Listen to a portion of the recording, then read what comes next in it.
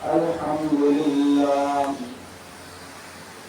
الحمد لله الذي هدانا إلى دار السلام.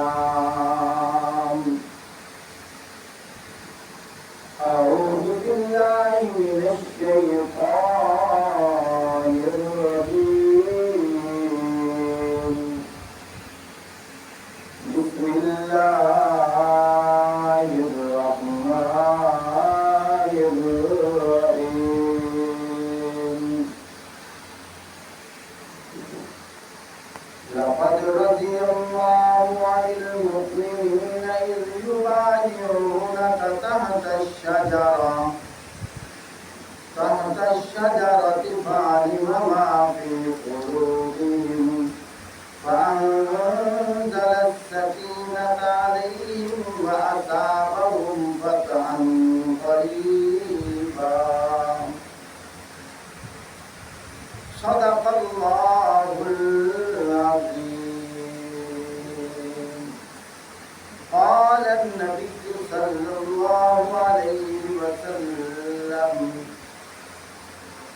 أنا خاتم النبيين لا نبي بعدي، أو كما قال عليه الصلاة والسلام. أفضل البشر بعد الأنبياء أبا بكر الصديق، أو كما قال عليه الصلاة والسلام.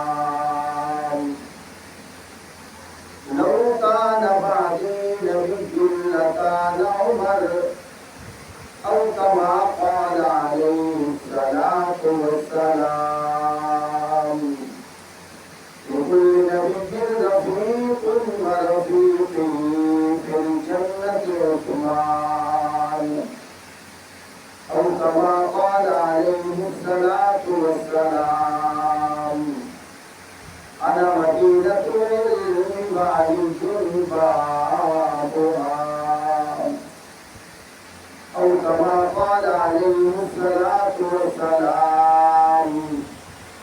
أنا مدينة الحكمة وأبو بكر أساسها، أنا مدينة الحكمة وعمر حيطانها،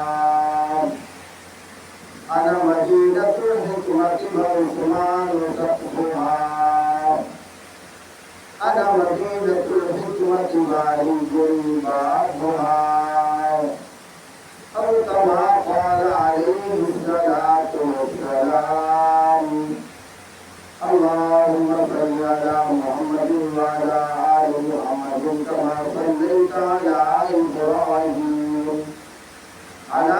إبراهيم وعلى آل إبراهيم إنك حميد مجيد. اللهم بارك على محمد وعلى آل محمد كما باركت على إبراهيم وعلى آل إبراهيم إنك حميد مجيد. محترم سامعین، بزرگوں، دوستوں، عزیزوں، صاحبوں، ساتھیوں، گزشتہ جمعہ جانشین پیغمبر دور داماد رسول خلیفۃ المسلمین خلیفہ قوم ذوالنورین کا لقب پانے والے جناب سیدنا حضرت عثمان غنی رضی اللہ تعالی عنہ کی عظمت اور منقبت بیان کر رہا تھا.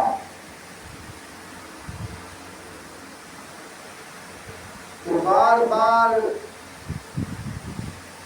اس بات کی طرف توجہ دلا رہا تھا دنیا جہاں کے جس اصول کو بھی دیکھنا ہے، جس عنوان کو بھی دیکھنا ہے، اگر اس کی سچائی کو دیکھنا ہے تو ہم نے اس قرآن پاک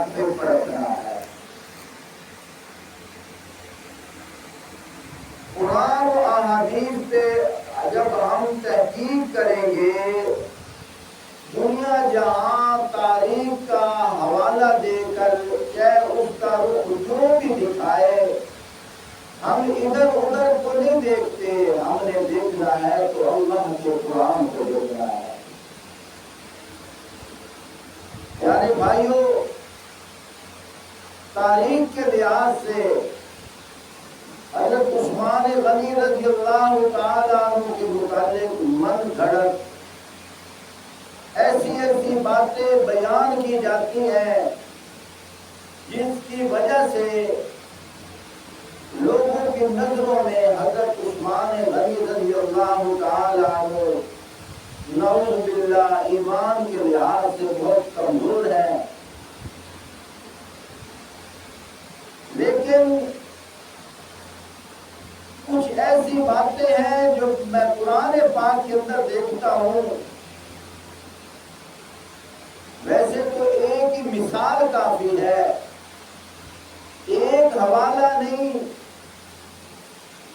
کافی سارے حوالہ جات حضرت عثمان غنی رضی اللہ تعالی عنہ کی مدح سرائی کرتے ہیں۔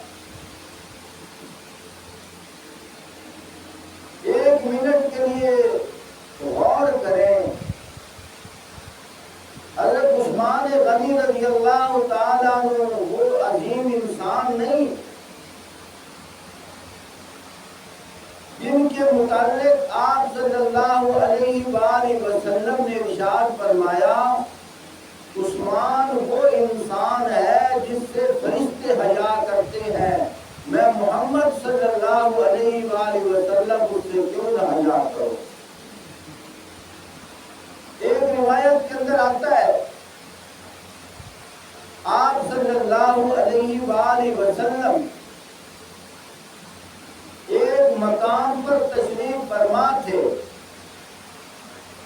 آپ صلی اللہ علیہ وآلہ وسلم جس حال میں بیٹھے تھے اسی حال میں دروازے پہ دستک ہوئی،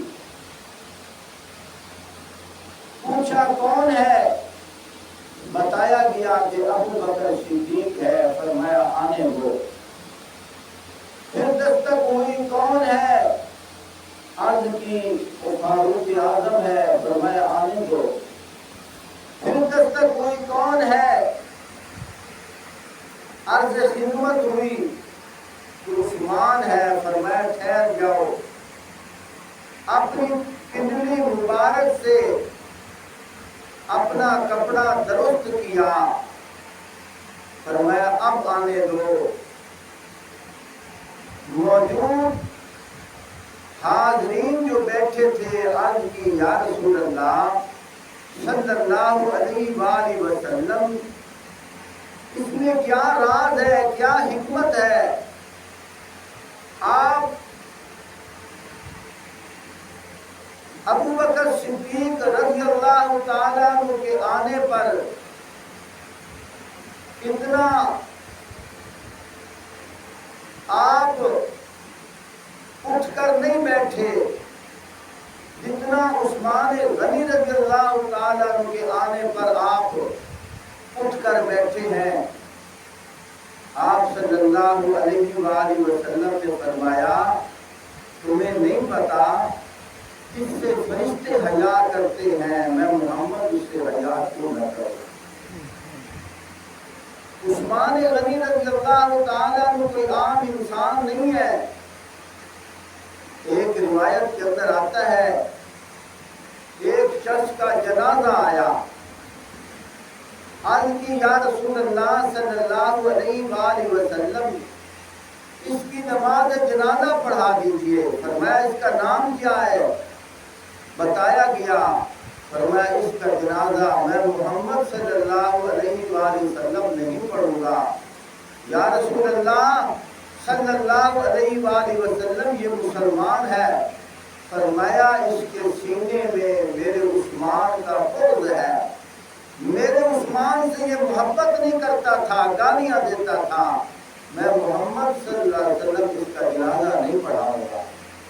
میرے بھائیوں خود غور کریں، آپ صلی اللہ علیہ وآلہ وسلم کی حدیث مبارکہ ہے، فرمایا لِكُلِّ نبی رفیق و رفیقی فی الجنت عثمان۔ فرمایا جنت کے اندر ہر نبی کا ایک ساتھی ہوگا، فرمایا جنت کے اندر میرا ساتھی عثمان ہوگا۔ عثمان غنی رضی اللہ تعالیٰ عنہ کوئی عام انسان نہیں ہے۔ آپ صلی اللہ علیہ وآلہ وسلم کی 4 بیٹیاں ہیں۔ ایک بیٹی کا نام جناب جناب زینب ہے، دوسری بیٹی کا نام جناب رقیہ ہے، تیسری بیٹی کا نام جناب کلثوم ہے، چوتھی بیٹی کا نام جناب فاطمہ الزہرا رضی اللہ تعالی عنہا رضی اللہ تعالی عنہا۔ یہ 4 بیٹیاں ہیں، لیکن دیکھیں حضرت رقیہ رضی اللہ تعالی عنہا کا نکاح حضرت عثمان غنی رضی اللہ تعالی عنہ سے ہوتا ہے۔ حضرت رقیہ رضی اللہ تعالی عنہا کا انتقال ہوا، آپ صلی اللہ علیہ وآلہ وسلم نے اپنی دوسری بیٹی کا رشتہ یعنی کہ حضرت کلثوم رضی اللہ تعالی عنہا کا رشتہ حضرت عثمان غنی رضی اللہ تعالی عنہ کے ساتھ کرا دیا۔ جب یہ کلثوم کا انتقال ہوا، آپ صلی اللہ علیہ وآلہ وسلم کی حدیث مبارکہ ہے، فرمایا عثمان میری 40 بیٹیاں ہوتی، میں یکے بعد دیگرے تیرے نکاح میں دیتا جاتا، اس لیے کہ تجھ سے بہتر داماد کوئی نہیں ہے، مجھ سے بہتر دنیا میں سسر کوئی نہیں ہے۔ سبحان اللہ۔ عثمان غنی رضی اللہ تعالیٰ عنہ کی کتنی شان ہے۔ جناب فاطمہ الزہرا رضی اللہ تعالیٰ عنہا جب جوان ہوئی، حضرت ابوبکر صدیق رضی اللہ تعالیٰ عنہ حضرت علی رضی اللہ تعالیٰ عنہ سے فرماتے ہیں، علی آپ اس طرح کیجئے، آپ شادی کر لیجئے۔ فرمایا کہ میں کس سے رشتہ مانگوں؟ حضرت ابوبکر صدیق رضی اللہ تعالیٰ عنہ نے فرمایا آپ اس طرح کریں، آپ صلی اللہ علیہ وآلہ وسلم کی بارگاہ میں جا کر درخواست کریں کہ فاطمہ الزہرا رضی اللہ تعالیٰ عنہا کا رشتہ میرے ساتھ کر دے۔ حضرت علی رضی اللہ تعالیٰ عنہ عرض کرتے ہیں، اے ابوبکر بات اس طرح ہے، مجھے تھوڑی سی جھجک آتی ہے۔ حضرت ابوبکر صدیق رضی اللہ تعالیٰ عنہ فرماتے ہیں آپ اپنی طرف سے ہاں کیجئے، میں جا کر درخواست کرتا ہوں۔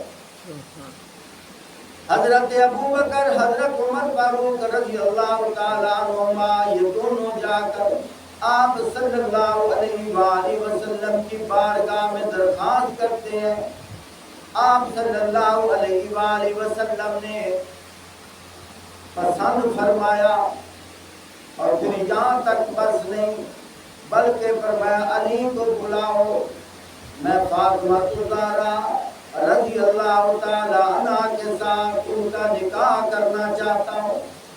حضرت علی رضی اللہ تعالی عنہ آ گئے، آپ صلی اللہ علیہ وآلہ وسلم نے فرمایا شادی کا انتظام کریں۔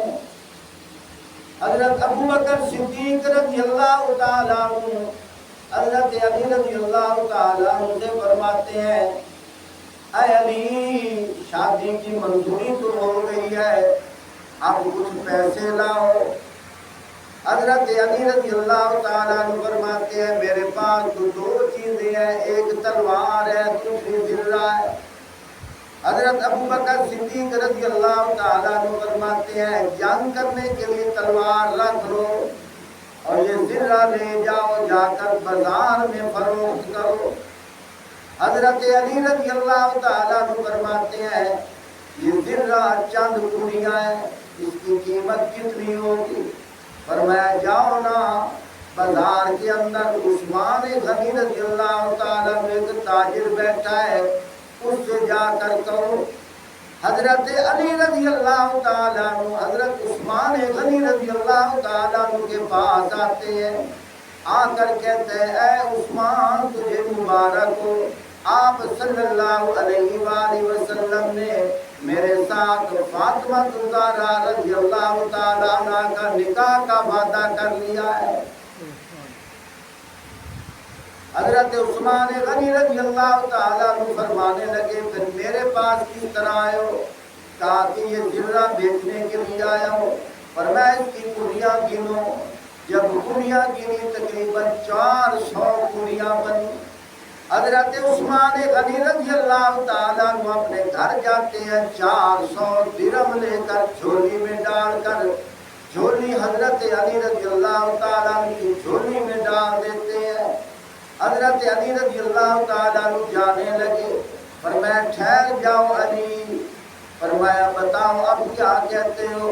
فرمایا کہ یہ اشرفیاں یہ درہم بھی لے جاؤ اور یہ زرہ بھی لے جاؤ، زرہ پہن کر جنگ کرنا میں عثمان کو ثواب ہوگا، اور یہ 400 درہم میری طرف سے ہدیہ ہے، میں تمہاری شادی کی خوشی میں شریک ہونا چاہتا ہوں۔ عثمان غنی رضی اللہ تعالیٰ عنہ حضرت علی رضی اللہ تعالیٰ عنہ سے کتنا پیار کرتے ہیں، بلکہ یوں کہیے کہ شادی علی کی ہے، خرچہ عثمان کا ہے۔ ان کو ان سے اتنی محبت تھی، صرف یہاں تک بس نہیں بلکہ حدیث پاک کے اندر آتا ہے جب نکاح کا ٹائم آیا، آپ صلی اللہ علیہ وآلہ وسلم نے فرمایا اے علی اب تیرے نکاح کا ٹائم آیا ہے، 2 گواہ چن۔ حضرت علی رضی اللہ تعالیٰ عنہ کرتے ہیں یا رسول اللہ صلی اللہ علیہ وآلہ وسلم میری تجویز میرا مشورہ تو یہ ہے میں اپنے نکاح کے لیے گواہ ابو بکر اور عمر کو چننا چاہتا ہوں۔ خود اندازہ لگائیں، لوگ تو کہتے ہیں ان کا آپس میں جھگڑا تھا۔ ارے بھائیو، جن کی لڑائیاں ہوتی ہیں وہ نکاح کے لیے اپنے گواہ مقرر نہیں کرتے۔ تاریخ دیکھو، حدیث دیکھو، فرمایا حضرت علی رضی اللہ تعالیٰ عنہ کے نکاح کے گواہ حضرت ابو بکر حضرت عمر ہیں رضی اللہ تعالیٰ عنہما۔ ان کا آپس میں کتنا پیار ہے۔ صرف یہاں تک بس نہیں بلکہ سبحان اللہ، آپ صلی اللہ علیہ وآلہ وسلم ایک دن جا رہے تھے، آپ صلی اللہ علیہ وآلہ وسلم کے ساتھ حضرت ابو بکر صدیق رضی اللہ تعالیٰ عنہ بھی ہیں، حضرت عمر فاروق رضی اللہ تعالیٰ عنہ بھی ہیں، حضرت عثمان غنی رضی اللہ تعالیٰ عنہ بھی ہیں۔ حدیث پاک کے اندر آتا ہے آپ صلی اللہ علیہ وآلہ وسلم کا ایک جگہ سے گزر ہوا تو ایک پہاڑ حرکت کرنے لگا۔ آپ صلی اللہ علیہ وآلہ وسلم نے درہ مار کے کہا اس کو رک جا، تجھے پتہ نہیں ہے تیرے اوپر ایک نبی ہے اور ایک صدیق ہے اور 2 شہید ہیں۔ حضرت عثمان غنی رضی اللہ تعالیٰ عنہ ساتھ جب جا رہے تھے انہوں نے یہ سنا۔ عثمان غنی رضی اللہ تعالیٰ عنہ کہتے ہیں کہ جب میں نے دیکھا حضور پاک صلی اللہ علیہ وسلم فرما رہے ہیں تیرے اوپر ایک نبی ہے، ایک صدیق ہے اور 2 شہید ہیں، اور ان 2 میں سے کون تھے؟ ایک حضرت عمر فاروق تھے اور ایک میں تھا۔ معلوم یہ ہوا مجھے اس وقت تک موت نہیں آئے گی، اگر موت آ جائے گی تو مجھے شہادت کی موت آئے گی۔ کیوں؟ میرے نبی پاک صلی اللہ علیہ وآلہ وسلم کے منہ مبارک سے یہ الفاظ نکلے ہیں کہ تیرے اوپر ایک نبی ہے، ایک صدیق ہے اور 2 شہید ہے۔ میرے محترم ساتھیوں، صرف یہاں تک بس نہیں، انسان اگر صرف اتنا سوچ لے عثمان غنی رضی اللہ تعالیٰ عنہ اللہ کی مشیت میں چنے ہوئے میرے نبی کے صحابی رسول ہے۔ نبی پاک صلی اللہ علیہ وآلہ وسلم کے جتنے اصحاب ہیں اللہ کی طرف سے چنے ہوئے ہیں، اللہ کی طرف سے منتخب ہے، اللہ نے ان کا چناؤ کیا ہے۔ یہ عام انسان نہیں ہے۔ ایک مثال دے کر حدیث کا واقعہ پیش کرنا چاہتا ہوں۔ ایک صحابی رسول ہے، جسم پہ پھٹے ہوئے کپڑے ہیں اور پہننے کے لیے جو جوتا ہے اس کے اوپر بھی جناب والا ٹانکیاں لگی ہوئی ہیں، جوتا پھٹا ہوا ہے، اور آپ صلی اللہ علیہ وآلہ وسلم اس غریب صحابی سے فرماتے ہیں تو شادی نہیں کر لیتا؟ عرض کی یا رسول اللہ صلی اللہ علیہ وآلہ وسلم، میری جیب میں تو پیسے بھی نہیں ہے، مجھے رشتہ کون دے گا؟ آپ صلی اللہ علیہ وآلہ وسلم نے فرمایا مدینے کی فلاں بستی میں چلے جاؤ، اس بستی کا جو سردار ہے نا، اس سردار کو جا کر میرا سلام کہنا، اور اس سردار سے کہنا کہ اپنی بیٹی کا رشتہ تیرے ساتھ کر دے۔ وہ صحابی رسول جن کا جوتا پھٹا ہوا ہے اور کپڑوں کے اوپر پیوند لگے ہوئے ہیں، اس نے یہ نہ دیکھا کہ میرا جوتا پھٹا ہوا ہے، اس نے یہ نہ دیکھا میرے جسم پر جو کپڑے ہیں وہ بھی پھٹے ہوئے ہیں، جیب میں پیسہ نہیں ہے، اور مدینے کا جو سردار ہے میں اس کے پاس جا رہا ہوں، نہیں، بس دل کے اندر تڑپ پیدا ہوئی جب حضور نے فرما دیا سبحان اللہ صلی اللہ علیہ وآلہ وسلم۔ اب وہ سعد قبیلے کا جو سردار ہے بیٹھا ہوا ہے، لینڈ لارڈ ہے، ذمہ دار ہے، اور 4 آدمی اس کے پاس بیٹھے ہوئے تھے۔ یہ خوشی کے عالم میں جا کر گئے، جا کر کہنے لگے کہ آپ صلی اللہ علیہ وآلہ وسلم نے آپ کی بیٹی کا رشتہ میرے ساتھ منتخب کیا ہے۔ وہ تھوڑا سا جھنجھکے کہ غریب غربا آدمی ہے، میں اگر ہاں کہہ بھی دوں ہو سکتا ہے میری بیٹی کا اس کے ساتھ وقت اچھا نہ گزرے۔ کہنے لگے اچھا میں مشورہ کرتا ہوں۔ جب اندر گئے بیٹی سے بات کی، بیٹی بھی ایمان والی تھی۔ بیٹی کیا کہنے لگی؟ ابو جی آپ مجھ سے مشورہ نہ کریں، جتنا جلدی ہو سکتا ہے آپ اس کے ساتھ میرا نکاح طے کر دو۔ کہا بیٹی اس کے پاس جوتا بھی پھٹا ہوا ہے، کپڑے بھی پھٹے ہوئے ہیں، غریب ہے، جیب میں پیسہ بھی نہیں، میں گھبرا رہا ہوں کہیں تیرا نباہ نہ ہو سکے۔ بیٹی کیا کہنے لگی؟ کہنے لگی ابو جی آپ اس بات کو نہ دیکھیے کہ غریب آدمی ہے، ذرا یہ تو دیکھیے اس کو بھیجا کس نے، اس کو بھیجا کس نے ہے، یہ تو دیکھیے گا۔ میں 4 عورتوں میں بیٹھوں گی، میں فخر کروں گی۔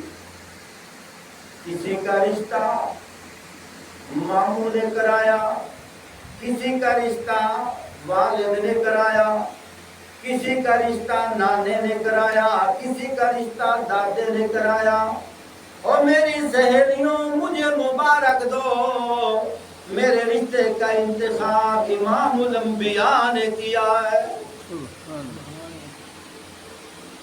تو میرے دوستوں بزرگوں خود اندازہ لگاؤ کہ تھوڑی سی نسبت کی وجہ سے اس کی غریبی کو نہیں دیکھا، اس کے پھٹے پرانے کپڑے کو نہیں دیکھا، دیکھا تو کدھر دیکھا؟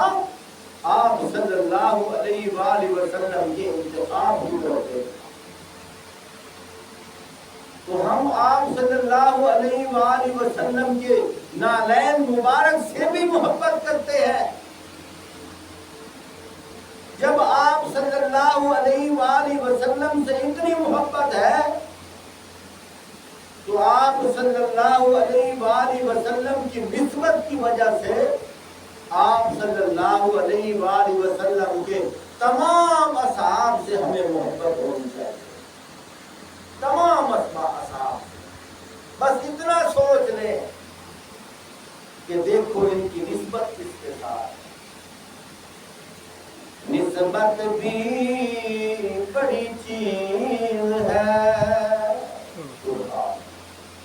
نسبت بھی بڑی چیز ہے، جس کی نسبت نہیں اس کی بخشش بھی نہیں ہے۔ میرے بھائیوں دوستوں بزرگوں، اگر انسان تنہائی میں بیٹھ کر سوچے، ایک منٹ کے لیے دیکھیں، ہمیں کیا خبر حضرت ابو بکر صدیق رضی اللہ تعالیٰ عنہ کون ہے؟ ہم تو نہیں جانتے۔ ہمیں کیا خبر حضرت فاروق اعظم رضی اللہ تعالیٰ عنہ کون ہے؟ ہمیں کیا خبر حضرت عثمان غنی رضی اللہ تعالیٰ عنہ کون ہے؟ ہمیں کیا خبر حضرت علی رضی اللہ تعالیٰ عنہ کون ہے؟ اللہ کے بندوں، ان کا تعارف کرایا ہے تو آمنہ کے لال نے کرایا، ان کے ساتھ نسبت ہے تو ساقی کوثر کی ہے، شافی محشر کی ہے۔ جس طرح ان کے ساتھ نسبت کی وجہ سے ہم حضرت بی بی فاطمہ الزہرا رضی اللہ تعالی عنہا سے محبت کرتے ہیں، ان سے آپ صلی اللہ علیہ وسلم کی نسبت کی وجہ سے حضرت حسین، حضرت امام حسن، ان دونوں سے محبت کرتے ہیں۔ آپ صلی اللہ علیہ وآلہ وسلم کی نسبت کی وجہ سے مدینے کی مٹی سے محبت کرتے ہیں، کیونکہ مدینے کی مٹی کی نسبت آپ صلی اللہ علیہ وآلہ وسلم کے ذات کے ساتھ ہے۔ تو میرے بھائیوں، آپ صلی اللہ علیہ وآلہ وسلم کی نسبت کی وجہ سے ہمیں عثمان غنی رضی اللہ تعالی عنہ سے بھی محبت کرنی چاہیے۔ نسبت کو دیکھو، اور اللہ کا چناؤ ہے، اللہ نے ان کو چن کر حضور کا صحابی بنایا ہے، اور حضور پاک صلی اللہ علیہ وآلہ وسلم کیا فرما رہے ہیں؟ لِكُلِّ نَبِيٍّ رَفِيقٌ وَرَفِيقِي فِي الْجَنَّةِ عُثْمَانُ۔ فرمایا جنت کے اندر ہر نبی کا ایک ساتھی ہوگا، جنت میں میرا ساتھی عثمان غنی ہوگا۔ حضور پاک صلی اللہ علیہ وسلم تو فرما رہے ہیں کہ میرے ساتھ عثمان جنت میں جائے گا، تو ہمیں عثمان غنی رضی اللہ تعالیٰ عنہ کے بارے میں تحقیق نہیں کرنی چاہیے، گریز نہیں کرنا چاہیے، توبہ استغفر اللہ، کمزوریاں تلاش نہیں کرنی چاہیے، تاریخ کا سہارا لے کر ان کی کمزوریاں تلاش نہ کریں، بس اتنا دیکھیں ان کی نسبت حضور کے ساتھ۔ سادہ سی مثال دے رہا ہوں، اللہ کرے سمجھ آ جائے۔ پنڈ کا نمبردار چودھری صاحب، وہ کسی شادی حال میں اگر جا رہا ہے تو علاقے کا ایک غریب آدمی، پھٹے پرانے کپڑے پہننے والا، اس کے ساتھ اگر وہ جائے تو روکنے والے نہیں روکتے، اگر کوئی روکنے بھی لگے، اوپر جو کھڑے ہوتے ہیں وہ کہتے ہیں اوے تجھے نہیں پتا چودھری صاحب کے ساتھ، چودھری صاحب کی وجہ سے جس کو جانتا بھی کوئی نہیں، چودھری کی نسبت کی وجہ سے اسے بھی شادی حال میں وی آئی پی سیٹوں پہ بٹھایا جا رہا ہے، چودھری کی نسبت کی وجہ سے۔ ارے بھائی، حضور کی نسبت کچھ چھوٹی ہے؟ تو ہمیں بھی آپ صلی اللہ علیہ وآلہ وسلم کی نسبت کی وجہ سے آپ صلی اللہ علیہ وآلہ وسلم کی ہر ایک ایک ادا سے محبت کرنی چاہیے. اللہ پاک ہمیں سمجھنے کی توفیق عطا فرمائے. محمد صلی اللہ علیہ وآلہ وسلم کوئی اصحاب کوئی عام نہیں ہے. علماء سے سنا ہے فرمایا اصحابی کالنجوم بأیہم اقتدیتم اہتدیتم. فرمایا میرے سارے صحابہ ستاروں کی مانند ہیں، ان میں سے جس کی بھی اقتدا کرو گے ہدایت والے ہو جاؤ گے. آپ صلی اللہ علیہ وآلہ وسلم کی حدیث ہے ترمذی شریف کے اندر، فرمایا انا مدینۃ الحکمت و ابو بکر اساسها، انا مدینۃ الحکمت و عمر حیطانها، انا مدینۃ الحکمت و عثمان سقفها، انا مدینۃ الحکمت و علی بابها. فرمایا او کائنات کے لوگوں، میں علم کا میں حکمت کا خزانہ ہوں، ابو بکر اس کی بنیاد ہے. او کائنات کے لوگوں میں حکمت کا خزانہ ہوں، عمر اس کی دیواریں ہیں. او کائنات کے لوگوں میں حکمت کا خزانہ ہوں، عثمان اس کی چھت ہے. میں حکمت کا خزانہ ہوں، علی اس کا دروازہ ہے. فرمایا حکمت کا خزانہ ہوں. تو میرے بھائیوں، عثمان غنی رضی اللہ تعالیٰ اتنے عظیم ہیں جن کی وجہ سے آپ صلی اللہ علیہ وسلم نے ان کو کیا فرمایا کہ عثمان میرے حکمت کے خزانے کا وہ جو کمرہ ہے اس کی چھت عثمان ہے. میرے بھائیوں، عثمان غنی رضی اللہ تعالیٰ عنہ کوئی عام انسان نہیں ہے. فرمایا مدینے کے اندر آپ صلی اللہ علیہ وآلہ وسلم جب ہجرت کر کے تشریف لائے تھے، مقامی سطح پر آج پانی میٹھا نہیں تھا، کڑوا پانی تھا، کھارا پانی تھا. اللہ کی شان ہے. اب دیکھو آپ کے اس محلے میں پانی کا ذائقہ کیسا ہے، 2-4 گلیاں پرے چلے جاؤ پانی کا ذائقہ ٹھیک ہے. اللہ کی قدرت ہے. بعض ایسی جگہ بھی ہیں جہاں پانی کا ذائقہ کڑوا ہے، آدمی کلی بھی نہیں کر سکتا. تو آپ صلی اللہ علیہ وآلہ وسلم جب مدینے پاک تشریف لے آئے، پانی کا ذائقہ ٹھیک نہیں تھا. ایک ہی کنواں تھا، وہاں سے میٹھا پانی نکلتا تھا، یعنی ذائقہ ٹھیک تھا، اور اس کا مالک یہودی تھا اور مہنگے دام پانی بیچا کرتا تھا. جو ہی سمجھو کہ فلٹر والا پانی تھا، مہنگے دام بیچتا تھا اور مسلمانوں کو سستی سے بیچتا تھا، مرضی کا ریٹ لگانا. آپ صلی اللہ علیہ وآلہ وسلم کے بعد جب یہ شکایت آئی، مفہوم اس طرح ہے، آپ صلی اللہ علیہ وآلہ وسلم نے فرمایا ہے کوئی جو اس کنویں کو خریدے، میں محمد صلی اللہ علیہ وآلہ وسلم اس کو جنت کی خوشخبری سناتا ہوں. سبحان اللہ. حضرت عثمان غنی رضی اللہ تعالیٰ عنہ جھولی درموں کی بھر کر اس کے پاس چلے گیا اور اس کو کہا بتا اس کی کتنی قیمت ہے. اس نے اپنی مرضی کا ریٹ لگایا اور ساتھ کہنے لگا میری ایک شرط بھی ہے، ایک دن تیرا ہوگا اور ایک دن میرا ہوگا. حضرت عثمان غنی رضی اللہ تعالیٰ نے فرمایا یہ شرط بھی مجھے منظور ہے. مہنگے داموں اس نے وہ کنواں بیچ دیا. حضرت عثمان غنی رضی اللہ تعالیٰ عنہ جب ان کی باری آتی وہ کنویں پہ کھڑے ہو کر اعلان کرتے او کائنات کے لوگوں، چاہے کوئی مسلمان ہے چاہے کوئی یہودی ہے، میں سب کے لیے سبیل لگا کے کھڑا ہوں، کوئی پیسہ نہیں ہے، مفت پانی بھر کے لے جاؤ۔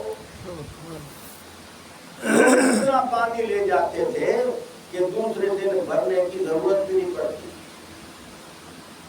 جب دوسرا دن یہودی کا آتا کوئی قریب بھی نہ آتا، دوسرا حصہ بھی اس نے فروخت کر دیا۔ آپ صلی اللہ علیہ وآلہ وسلم کے پاس آئے، کہا یا رسول اللہ صلی اللہ علیہ وآلہ وسلم، میں نے وہ کنواں اللہ کی رضا کے لیے اللہ کے راستے میں وقف کر دیا۔ روایت کے اندر آتا ہے مسجد نبوی کی جگہ چھوٹی تھی، آپ صلی اللہ علیہ وآلہ وسلم نے فرمایا من بنا للہ مسجدا بنى اللہ لہ بیتا فی الجنہ، فرمایا جو دنیا میں اللہ کا گھر تعمیر کرے گا اللہ پاک اس کا گھر جنت میں بنائیں گے۔ سبحان اللہ۔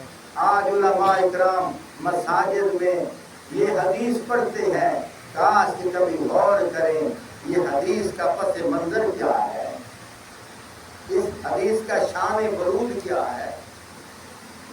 مسجد نبوی کی تعمیر کی توسیع کے لیے آپ صلی اللہ علیہ وسلم نے اعلان فرمایا۔ حضرت عثمان غنی رضی اللہ تعالیٰ عنہ گھر گئے، جھولی درموں کی بھر کر لے آئے، جس سے ساتھ والا حصہ خریدا گیا، مسجد نبوی کی توسیع ہو گئی۔ اب خود اندازہ لگا، آپ صلی اللہ علیہ وآلہ وسلم اتنا خوش ہوئے، اتنا خوش ہوئے، اتنا خوش ہوئے، فرمایا ما ضر عثمان ما عمل بعد اليوم، فرمایا آج کے بعد عثمان جو عمل کرے گا عثمان کو وہ عمل نقصان نہیں دے گا۔ آپ صلی اللہ علیہ وآلہ وسلم حضرت عثمان غنی رضی اللہ تعالیٰ عنہ کے متعلق کیا فرماتے ہیں؟ عثمان جو عمل کرے گا عثمان کو نقصان نہیں ہوگا۔ جیسا کہ گزشتہ جمعہ میں قرآن پاک کی آیت پڑھ رہا تھا، بس یہی آیت پڑھ کے مختصر مفہوم عرض کر کے بات سمیٹتا ہوں۔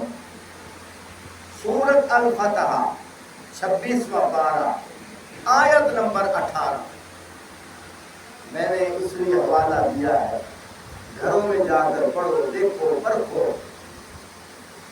کہ آپ صلی اللہ علیہ وآلہ وسلم نے جب حضرت عثمان غنی رضی اللہ تعالیٰ عنہ کو بھیجا سفیر بنا کر، کیونکہ حج ہوتا ہے مکے میں، مدینے میں حج نہیں ہوتا، مکے اور مدینے کے درمیان تقریباً کم و بیش 300 میلوں کا فاصلہ ہے۔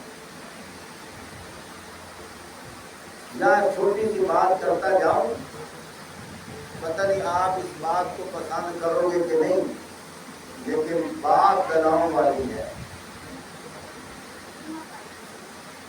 پوری کائنات کے اندر عظیم ہستی، عظیم انسان ہے تو آمنہ کا لال ہے۔ آپ صلی اللہ علیہ وآلہ وسلم کے لیے بھی اللہ نے یوں نہیں فرمایا کہ میرے محبوب آپ مدینے میں حج کر لیا کریں، نہیں، حج کرنے کے لیے آپ صلی اللہ علیہ وآلہ وسلم کو مدینہ چھوڑ کر مکہ میں آنا پڑا ہے، اور 300 میل کا فاصلہ طے کیا ہے۔ میرے بھائیوں، تھوڑا سا حوصلے کے ساتھ میری بات سنو، محبت کے ساتھ میری بات سنو۔ یہ منڈی شاہ جیونا کری والا روڈ، وہاں ہے ماں بلی سلطان دربار، وہاں ہر سال حج پڑھا جاتا ہے۔ خود سوچو، میں نے سمجھا شاید غلط بیانی ہو، بطور تحقیق کے حج والے دن میں خود وہاں پہنچا ہوں، میں نے ان آنکھوں سے دیکھا ہے لوگ حج پڑھ رہے تھے. میں نے ان لوگوں سے پوچھا حج تو مکے میں ہوتی ہے، حج کے متعلق تو آپ صلی اللہ علیہ وآلہ وسلم کے لیے نرمی نہیں ہے، تو یہ کہاں کی شریعت ہے؟ میری بات پہ ناراض نہ ہونا، توجہ سے سنو اور غور کرو. اللہ نے عقل دی ہے، اللہ نے عقل دی ہے، شعور دیا ہے، کچھ تو سوچو. دنیا جہاں کے جتنے اولیاء ہیں میرے نبی پاک صلی اللہ علیہ وآلہ وسلم کے جوتے مبارک کے مقابل بھی ان کا تصور نہیں ہے. میرے نبی پاک صلی اللہ علیہ وسلم کا نالین مبارک کا مرتبہ بلند ہے، ان اولیاء کا مرتبہ کم ہے. بلکہ میں یوں کہتا ہوں ان اولیاء کا اگر مرتبہ بنا ہے تو میرے نبی کے نالین مبارک سے بنا ہے. میرے بھائیوں دوستوں بزرگوں، تو لوگ کیا کہنے لگے؟ کہا جی پیر صاحب ہوئی گیا نہ حاجتے، اتھے انہوں حکم ہویا کہ بڈھے بابے جڑے قرآن نہیں سکتے تے اس واسطے 8 سال جڑے اٹھائیں حج کرے سن فریضہ حج انہوں دا ادا ہوئی تھی. سارے آپ کو فریضہ حج ادا ہوئی. نال ایک علاقے میں میں امام خطیب ہوں، میرا ایک مقتدی زور دی نماز دے کوئی نہ ہے، اور میں کہا چاچا غزن پر دوباری کوئی نہ خیر تے کہ حج پڑھ کی ہوئے. میں کہا لوگ حج پڑھ کے ہم دن 20 دیوارہ تو بعد آندے تے کوئی ایسی فلیٹ ہے کہ شروع دے وچ کوئی جھگڑا ماں کے کہ کوئی کیڈی فلیٹ ہے کہ نہیں میں ماں بلی حج پڑھ دی ہوا. میں کہ منتے کو حاجی صاحب سے بھی حج تو کر کے آئے.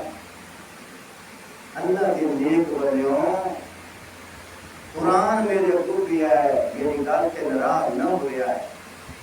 قرآن میرے کو بھی ہے، اللہ دی قسم دنیا جہاں دے جتنے اولیاء ہیں انہاں دیا جتیاں میرے سر دا تاج ہیں، انہاں دی پیراں دی خاک میرے اکھاں دا سرما ہے. اس میں کوئی شک نہیں، لیکن اولیاء وہ بڑے ہیں تو سدھا راہ دکھاون واسطے بڑے ہیں. جی آدھے نا ایک شوگر آئی تو پیو رکنے دا کرا وہ کی جگہ تیرا کعبہ خیال کر لگا کعبہ ڈنگ ہو جائے گا سدھا نہ کریے. بات کرنے کا مقصد یہ ہے جو اولیاء سیدھے راستے پہ چلتے ہیں ہم اس کو کعبہ سمجھتے ہیں، ان کا ادب کرتے ہیں، احترام کرتے ہیں. لیکن جو الٹا راستہ پہ چلے گا ہم ان کی تابعداری نہیں کریں گے. جو اپنی مرضی کی شریعت بنائے گا ہم ان کی اتباع نہیں کریں گے، ان کا کہنا نہیں مانیں گے. اگر ٹھٹے دل نہ میری گل سنجے سو تو ڈیڑھ رکھے سی کوئی تاریخ آتا بسار سی وہ اللہ جانے شاید زندگی پہلی باری یہ توڑے اس علاقے آواز اٹھی ہے وہ سکتا ہے تو مقابلے لگ گئی ہوئے، لیکن میں آدھا ٹھیک ہوئی گل ٹھیک پہ کریں گا. خود غور کرو، آپ صلی اللہ علیہ وآلہ وسلم ایک قرآن پاک حوالہ دیتا ہے آیت نمبر 17. آپ صلی اللہ علیہ وآلہ وسلم حج عمرے واسطے مدینے جو چلے مکے آندے پیان تے مکے دے لوگاں انہیں کسی افواہ پھیلا دیتی کہ جنگ کرن واسطے آندے پے. آپ صلی اللہ علیہ وآلہ وسلم نو روک دیتا گیا. خود غور کرو، روک دیتا گیا. کیوں روکیا؟ انہاں کیا ساڑیاں شرطیں ہیں، شرطیں جو پہلی شرط ہے کہ اس سال تسا نہیں آ سکتے. اے قرآن پاک کے جنہ ہوئے میں تھوڑا حوالہ دیتا ہے تفسیر آپ صلی اللہ علیہ وآلہ وسلم نے روک دیتا گیا اس سال تساں نہیں آ سکتے ہوں ایک منٹ واسطے سوچو آپ صلی اللہ علیہ وآلہ وسلم نے روک دیتا گیا ہے حضور پاک صلی اللہ علیہ وسلم نہ آ سکتے ٹھیک ہے تساں روک چھوڑے گا اس سال اتھائی حاج پڑھ رہے ہیں تساں روک چھوڑے لیکن نہیں معلوم یہ ہوا میرے بھائیوں ڈرتے ہوئے تمہیں بات کر رہا ہوں اللہ کرے کیوں کچھ لوگ کہتے ہیں یار مولوی سدھی گل دسیں دے آج میں مصیبت کو زندہ بیٹھا اور نہ معلوم یہ ہوا اللہ پاک قرآن پاک کے اندر ارشاد فرماتے ہیں وما ينطق عن الهوى نبی اپنی خواہش سے نہیں بولتا نبی اپنی مرضی سے نہیں بولتا نبی اس وقت بولتا ہے جب اللہ وحی بھیجتا ہے سبحان اللہ ان هو الا وحی یوحی نبی اللہ کے حکم کا منتظر ہے نبی اللہ کے حکم کا محتاج ہے اللہ کو اپنے اختیار کے اندر کلی اختیار ہے تو میرے بھائیوں خود اندازہ لگاؤ آپ صلی اللہ علیہ وآلہ وسلم کو خبر پہنچی عثمان غنی رضی اللہ تعالیٰ عنہ ان کے پاس گئے ہیں صلح کروانے کے لیے تو خبر ملی عثمان غنی شہید ہو گئے آپ صلی اللہ علیہ وآلہ وسلم نے اپنے اصحاب سے فرمایا مجھے پتا چلا عثمان شہید ہو گیا ہے آؤ میں عثمان کے خون کا بدلہ لینے کے لیے میں جانا چاہتا ہوں میرے ہاتھ پہ بیعت کرو کون میرے ساتھ آئے گا قرآن کہتا ہے عثمان اتنا عظیم ہے جس کے خون کا بدلہ لینے کے لیے امام الانبیاء آج صحابہ سے بیعت لے رہے ہیں لقد رضی اللہ عن المؤمنین اذ یبایعونک تحت الشجرہ فعلم ما فی قلوبہم فانزل السکینۃ علیہم واصابہم فتحا قریبا سبحان اللہ یہ اللہ کا قرآن ہے آپ صلی اللہ علیہ وسلم کے متعلق اللہ پاک کیا فرما رہے ہیں بلا شبہ اللہ ان ایمان والوں سے خوش ہو گیا جب وہ درخت کے نیچے اے محمد صلی اللہ علیہ وسلم تیرے ہاتھ پہ بیعت کر رہے تھے کس بات پہ بیعت کر رہے تھے کہ عثمان کے خون کا بدلہ لینا اللہ ہمیں سمجھنے کی توفیق عطا فرمائے اللہ پاک نبی کے سارے اصحاب سے ہمیں محبت کرنے کی توفیق عطا فرمائے نبی کے سارے اصحاب بھی عظمت والے ہیں نبی کے سارے اہل بیت بھی عظمت والے ہیں اللہ کی قسم جو نبی کے اصحاب کے متعلق ذرہ برابر شک کرے اس کی عبادت میں شک ہے اس کے ایمان میں شک ہے جو نبی کے اہل بیت میں ذرہ برابر شک کرے وہ جنت میں جا ہی نہیں سکتا اللہ پاک ہمیں سمجھنے کی توفیق عطا فرمائے وآخر دعوانا الحمدللہ